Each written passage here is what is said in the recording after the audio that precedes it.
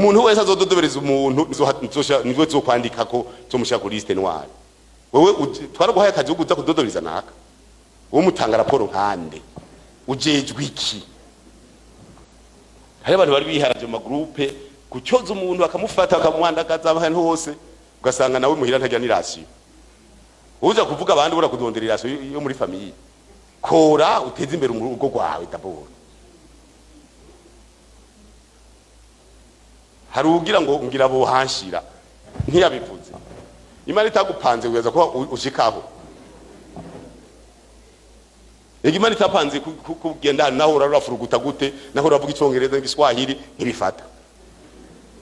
Banywanyi benyimbonesha kure ya Hejuru TV dusubiye kubaha kaze ariko tubazaniye inkuru y'umubabaro n'umubabaro ntangere mu bantu benshi yaba bari muri CNDD FDD bari bayishigikiye n'abandi benshi bagiye batandukanye rero bakurikiranira hafi ivyayo nta nkuru rero yindi iriko iravugwa ureretse izina Reveriyende Kuriyo uyo n'umunyamabanga mukuru umugambwe CNDD FDD uri ku butegetsi Ingozi kuri uyu munsi kuri igenekerezo rya 2025 kwezi kwa mbere 2025 ari ategekanijwe ko Reveriyende Kuriyo aza guheza ikiringo cyo kurongora CNDD FDD ariko rero inkuru zirabandanya kuba mbi cyane inkuru rero ziva muri Kenya si nziza inkuru ziko zirava i Bujumbura Igitega si nziza inkuru ziriko zirava Ingozi si nziza muri make ahantu hose hariko haravugwa Reveriyende Kuriyo byagenze gute abasende FDD rero bakaba batanguye no gushira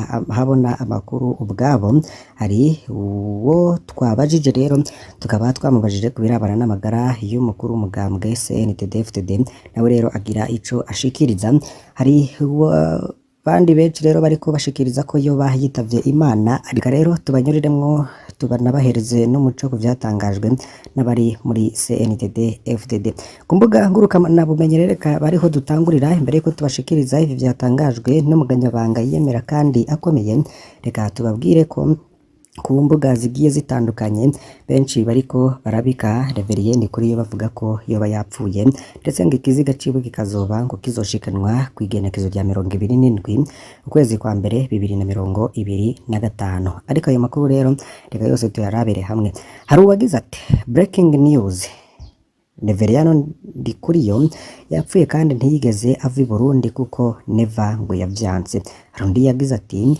breaking news n'abari muri kongere babasavye bamanuke kuko bagira bicane Reveriyende yapfuye kera bamureka kwitoza utunyeni ngo 15 n'iminota 9 bari bamutwaye muri morgue ngo njewe ndazi ko amakuru y'ukuri 15 n'iminota 9 yaragiye chambre froide rero n'umuntu umwe yagize ico atangaza ku magara ya Reveriyende Kuriyo we akaba yari yakonfirmye ko Reveriyende Kuriyo yitavye Imana hari undi yagize ati amakuru atarakoza amaguru hasi avuga ko umunyababanga Reveriyende Kuriyo yoba atagihema umwuka w'abazima umushoferi bari kumwe nabo bari bicaranye mu muduga ngo fye ngo bishoboka ko ari ifu bamenjiriye mu ntebe bashize muri climatiseri ica irabashwaramwo ngo bonyene bazimaranira uwo bivugwa rero kazosubira ngo mwongere Reveriyende Kuriyo gakaba yamenyekanye gakaba rero yarabonetse yicaranye na Reveriyende yicaranye n'umukuru w'igihugu Varisito Ndayishimiye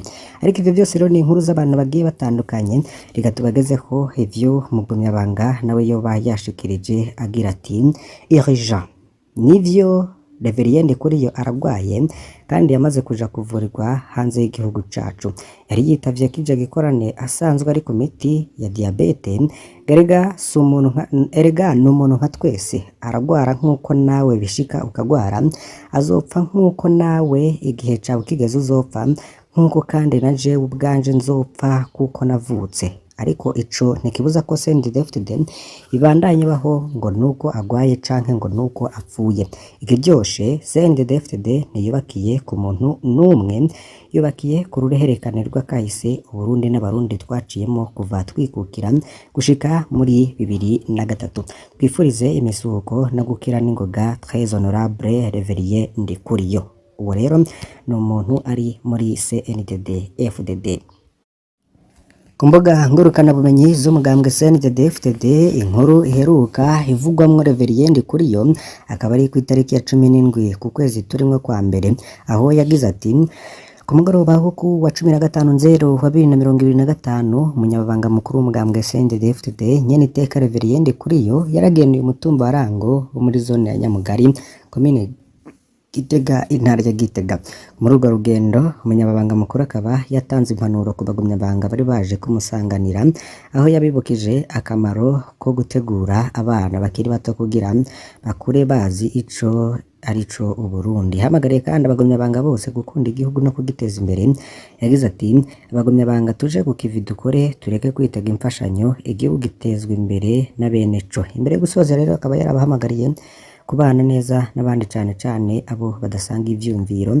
Muri iyo nama rero yahuje abagumyabanga bo kuri Rango, umunyabanga w'umugambwe CNDD-FDD mu ntara ya Gitega akaba yaraciye yakira abanywanyi bashasha bahora mu yindi migambwe. Aho rero ni ku rubuga rwa CNDD-FDD. Gusa rero tubabwire ko guheruka no gushiraho post yayo ababimenyereye ku mbuga ngurukanabumenyi barazi ico bita post ni kwigenekerezo rya 2023 niwe rero ngo hatangura mu ntara ngo zikorana mpuzamatinni co gukengurukira Imana ku vyiza Imana yakoreye abagumyabanga kuko rero vyama biba muri buri ntango za buri mwaka akaba rero bashikiriza n'amasanamu rero agaragarimwe abategetsi bakomeye ba CNDD-FDD hamwe n'izindi ndongozi z'igihugu. Isanamu rero ikaba atanimwe iriko iragaragaramwo umunyamabanga mukuru w'umugambwe CNDD-FDD biriko biravugwa ko amagara yiwe atifashe neza. Kuyandi makuru menshi rero hari kuri Twitter n'ubundi ariko aragaruka kuri Reverien Kuriyo hari abariko babivuga nkaho bari gutwenza kandi ari amakuru ari seriye. Hari wagize ati amakuru ndi gukura mu kanwa k'ifarashi ntarabonera gihamya nuko Reverien Kuriyo nawe umukondo urevye mu kirere bamuhaye tudede ngo mutegereza update vuba ngo turabandanya kubishikiriza. Hari undi yagize ati Reverien Kuriyo ntiyafashwe giturumbuga kuko yaramaze imisi atameze neza kuva mu rugendo yahoramwe muri Tanzania none ubu ariko aravugwa. Hari undi agira ati Reverien Kuriyo yoba yacyamiye ukuboko kw'abagabo ngikisiga ca Reverien Kuriyo gikizogezwe Bujumbura kuri le 27 janvier 2025 yafashwe ngo ubwo yari Dar es Salaam mu birori vy'umugambwe Chama cha Mapinduzi. Hari n'abandi benshi rero bariko babivuga ko yoba yitavye Imana. Mu kinyamakuru SOS Media Burundi bakaba banditse mu Kiswahili bagira bati Katibu mkuu wa CNDD-FDD Reverien Kuriyo anasemekana kuwa katika hali mbaya kiafya. Vyanzo vya utibisho ndani ya chama cha uraisi vindani kuwa alikwenda Nairobi, Kenya Ijumaa hii kwa matibabu. Vyanzo ambavyo bado havithibitishwa na SOS Media Burundi vinazungumiza uwezekano kwa uhamisho kwenda Urusi chini ya Asia. Reverien Kuriyo alikuwa amekata kuhamishwa siku 2 zilizopita kulingana na vyanzo kwetu. Katibu mkuu wa CNDD-FDD alianza kujisikia vibaya siku chache zilizopita alipokuwa kwenye misheni ya kikazi nchini Tanzania, vyanzo vyetu vinachivyuwa. Nayo kuyandi makuru n'ubundi bariko bashikiriza hari wagize ati le secrétaire général de la CNDD-FDD Reverien Kuriyo serait à état de santé critique. Des sources concordantes au sein du parti présidentiel a affirmé qu'il serait rendu à Nairobi ce vendredi pour l'être soigné. Des sources non encore confirmées. Wanawe no yundi harundi yagize ati amakuru dukesha SOS Media aravuga ko umunyabanga mukuru CNDD-FDD ku butegetsi mu Burundi Reverien Kuriyo yaremvye cyane akaba yagiye kwivuriza muri Kenya ubugwayi bwamufatiye muri Tanzania hari mu butumwa bw'akazi. Niko rero ayo makuru y'abandi kuri Twitter ariko aravuga sabe gusa rero bariko baravuga ko yoba yagwaye ahubwo hari na benshi bariko bavuga ko yoba yitavye Imana. Mu makuru rero tukura kuri urwo rubuga rwa Twitter akaba ari menshi cyane ariko hakaba hari amasoko ya mbere yoba yaratangaje ivy'ubugwayi bwa Reverien Kuriyo akivanwe Ngozi wita King Umurundi ku rubuga rwiwe rwa Twitter na Facebook, akaba rero yarahise abitangaza mu nyuma rero bikaba byaratangajwe n'abandi benshi bagiye batandukanye. Muri CNDD-FDD rero ibintu ntibyifashe neza, inkuru ni umubabaro gusa ndetse no mu gikorane kirimwo amasengesho ingozi biriko biravuga ko abategetsi bose atanumwe afise akamwemwe ahubwo bariko bibaza ibyabaye. Ni inkuru rero tubandanya kubatoreza ko kugira ngo mumenye ibyabaye. Byinshi rero bigiye bitandukanye biriko biravugwa cane hirya nino ku mbuga ngurukana bumenyi, buri umwe wese ariko aravuga ibyo ashaka. Hari abavuga ko yapfuye, hari abavuga ko akigwaye. Ku rubuga rwa Facebook rwitwa King Umurundi hari narwo rwatangaje ayo makuru ya mbere avuga ko Reverend Kuriyo harwaye cyane kandi amerewe nabi. Hari commentaires zigiye zitandukanye abantu benshi rero bagiye barashirako, nazo reka tuzibanyire mu mwumva uko vyoba bimeze. Ngo ntagire abumva ko umengo ni urubanza kuko umuntu wese arafise iminsi yateguriwe, igihe ciwe kibaye kitaragera ayo majambo yanyu ntaca hindura co kimwe naho coba cageze. Ngo imwana imudukirize kandi itange kurema kubo basangiye imirimo bose. Hari undi yagize ati ngo vyanse mu Burusiya muce mumuzana tumukonjige verbe ku mpanda nta ngorane harapanze. Hari undi yagize ati mana mukize nivyo nipfuza, Yezu kurya wakijije abanyamibembe tukizirize uyu mugwayi ngo amena. Hari undi yagize ati Imana imworohereze kuko yoyo nta nzigo bishitse bikagenda ukundi naho ntimushire hamwe na kaburimbo kuko ijuru ryo kwamamwo umuriro. Ngo nashaka apfe ngo ntibindaba, ngo nawe ngaba amaze kwica si bake ngo ariko bamwiyokera ngazokwica umuntu. Niko rero witwa reka tunyegeze izina ryiwe. Hari undi yagize ati niba hageze mwitahira amahoro muruhuke. Hari undi yagize ati Imana bariko barakinisha reka izo barandurana n'imizi. Ikiganiro yagiriye Makamba akubahuka ngo nta kigongo bazotanga, ngo mu Rwanda baririsha ntawe nyabwoko, Imana ntikina. Hari undi yagize ati ngo kaburimbo ndamukeneye aca atanga 5 miliyoni yo kumurondera, ico iyo atuma ayabika ntasesa amaraso yo bariko amufasha mu kwivuza. Bagenzi gisintizakaye kuko imvura iguye twese twonyagirwa. Hari undi yagize ati ubwo muganga wiwe asanzwe akurikirana amagara yiwe yoba yaramubaye hafi, ngo yitwa Dr. Kaburimbo, ngo bava babeshera ngo basindumuja, ngo niwe yivugiye ko muri CNDD-FDD nta wipanga baramupanga. Hari undi wagize ati sinje ngaho niyorobeke nk'abandi, mutima wanje numvubwira ati napfe vuba hama hace akurikira ndabirabe ahereze neva niho Uburundi bwova mu ngorane. Izo ni commentaires z'abantu bayo bagiye batandukanye bariko bavuga kuri iyi nkuru y'amagara ya Reverend Kuriyo atifashe neza. Hari undi yagize ati amasengesho y'abiyorobetsi arasesema Imana, aya masengesho amara amahera y'igihugu n'abene gihugu nta kamaro nakamwe afise uretse kuyovya abantu gusa. Gusanga ngo bariko barasenga bavuga ngo sinje mbona biraheze baje mu manama yo kwicana none aho Imana yoyo ntizohava ishavura ihanireho. Undi yagize ati ku mwaka 15 batwaye byarabananiye kubaka ibitaro boza barivurizamwo, ngo nimuvuge mugabanya, ngo uretse gutega iminsi gusa ntaco ivyo muvuga vyotanga. Rero tureka Imana yikorere, nakira ntuzuvuge ko hamukijije, napfa naho nuko ivyo yakoze nivyo yavuze muri mwo ntawo bihindura. Kizima rero byabagwaje inyunko bamwe mubane nayo rero. Hari undi yagize ati komera bubahwa, uyo muntu arabesha ariko arandika ibitari byo, umwubahwa araho arakomeye 100%, bandika ivyo nabansi b'amahoro. Hari undi yagize ati imiyaga y'ingozi niyunguruye ijebu isuzume neza ikirere cyaho kuko nasubwo niho yafatiwe umenga urubanza rw'abera kuri kirya kibuga nyene. Hari undi yagize ati nimugabanya amajambo mureke gucira imanza abantu kandi namwe urubanza rwanyu rabarindiriye, gukiranuka Imana no gupfa bivanana wewe ku Mana. Hari undi yagize ati buriya mwisi tuje twitwara neza abagenzi, none nk'uyu yotanga bunyoni gupfa abandi nta cigwa bohakura. Ikindi nibaza nuko abaganga bitabananiye ahubwo bamuhevye kuko nawe yahevye benshi, niko rero yoba yashikirije muri commentaire. Hari undi yagize ati imigambi y'abantu siyo imigambi y'Imana kandi ico yanditse yaracanditse nta mwana w'umuntu ashoboye kugihindura. undi yagize ati kaburimbo agahanga kuri 5 miliyoni.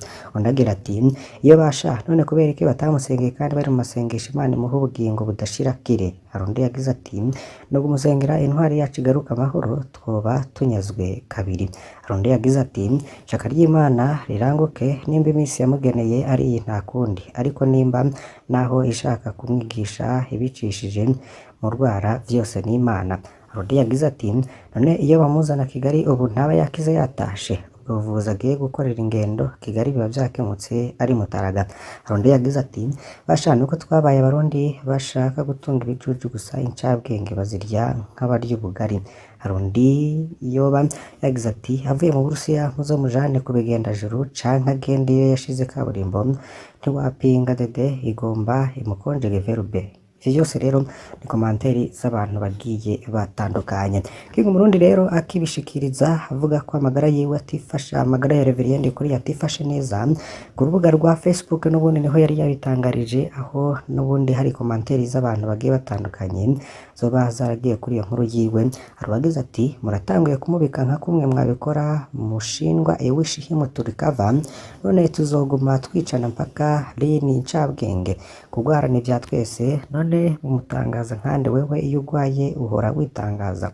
Dukwiye kumenya ko abarundi ibintu by'umunwa muremure ataho bizodushikana, tugira imitima urukundo birasheka, tukaba dufise ibitaduhuza byinshi ariko igihugu ni cacu. Ico twokora twoza turahanura abajejwe kubashira kuri social, sivyo jewe si ndabona umunyarwanda avuga online u Rwanda nabi, none twebwe ni kuki? Undi yagize ati tumwifurije gukira, ikindi babona abaganga batabishoboye kikaba batomurogeka hanze y'igihugu bamwiteho. Mana y'u Burundi dukiriza itongozi yacu, nimba igihe ciwe nawe kigeze umuhitima wo kwatura no kwiyeza kugira azobe mu bazotorana umugabane wabawe uzoba ukoze, amen.